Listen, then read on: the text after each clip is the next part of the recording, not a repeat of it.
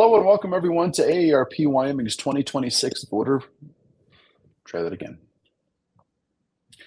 Hello and welcome everyone to AARP Wyoming's 2026 video voter guide series. I'm Tom Laycock with AARP Wyoming, and today we're joined by Jayme Lien, who's running for the Wyoming Legislature in House District 38, located in Natrona County.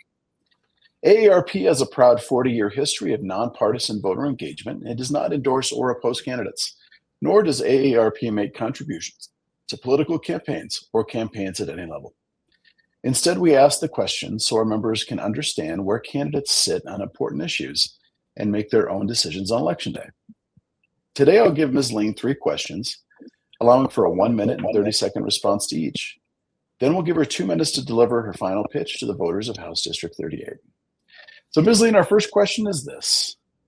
Recent AARP survey data suggests 80% of older adults wish to age in the homes of communities as they go older. If elected, what would you do to ensure older Wyoming residents can stay in their homes and communities as long as they can?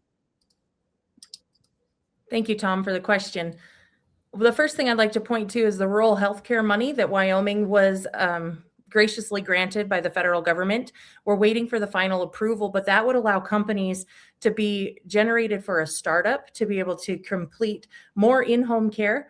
And then the next one is that in this last legislative session, we rebased the DD waiver folks that live in their homes and have in-home care to be able to have a more bolstered workforce. And I would say that it's time to look at doing that for our senior citizens. We understand that we have an aging population in Wyoming and that they have built our society and that we owe it to them to help them to be able to stay in their homes. Not only that, but we are a tax haven state for those folks that have worked in other states and are now looking to get the most bang for their retirement.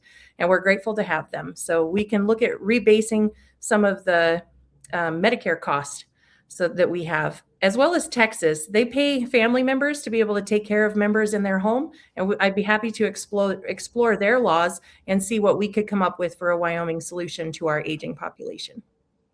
Thank you. Well, thank you. Our second question for today.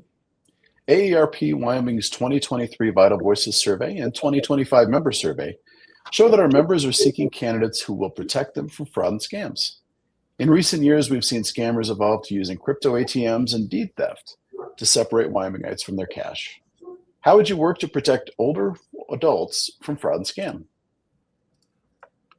Thank you, Tom. This is really important in today's world of AI changing daily. We need to understand much of what is happening and be able to get that communicated to our seniors effectively. Putting training for these things in our local communities and our libraries and in our senior centers would be a great place to make contact with our seniors so that they can understand how AI is changing and taking fraud to the next level. In 2026, I sat on a committee that sponsored the anti-money laundering bill.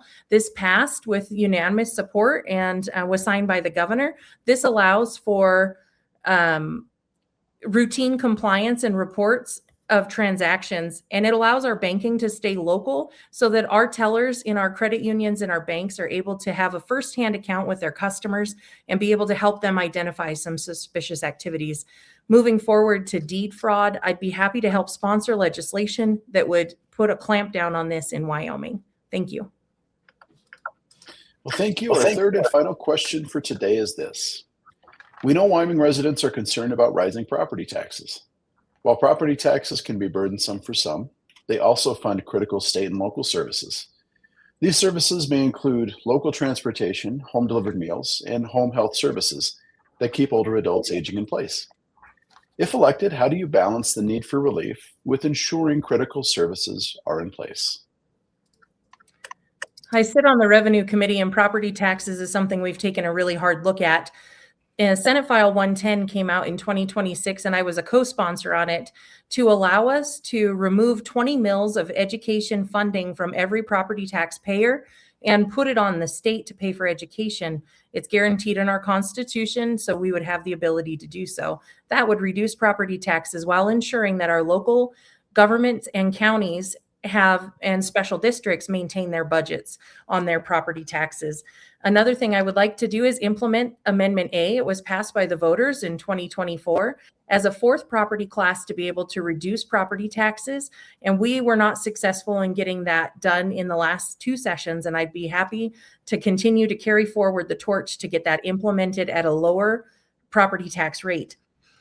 We also have the property tax refund program, which I will continue to vote for. It's a statewide program that you can apply for your property taxes to be refunded to you if you have a certain threshold of income. Please get with the Department of Revenue to be able to find out if you qualify for that.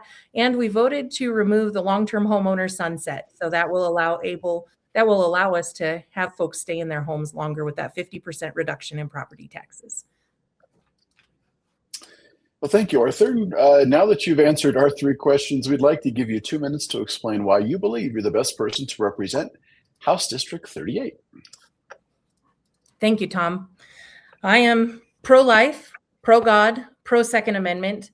I believe in our legacy industries, and I know that I am pro-agriculture, pro-Constitution, pro-Wyoming values, and I live my life by the Code of the West.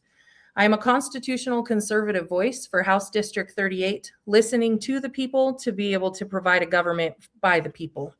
I ask for your vote on August 18th, and I thank you for watching this interview, and thank you, Tom, for putting it together.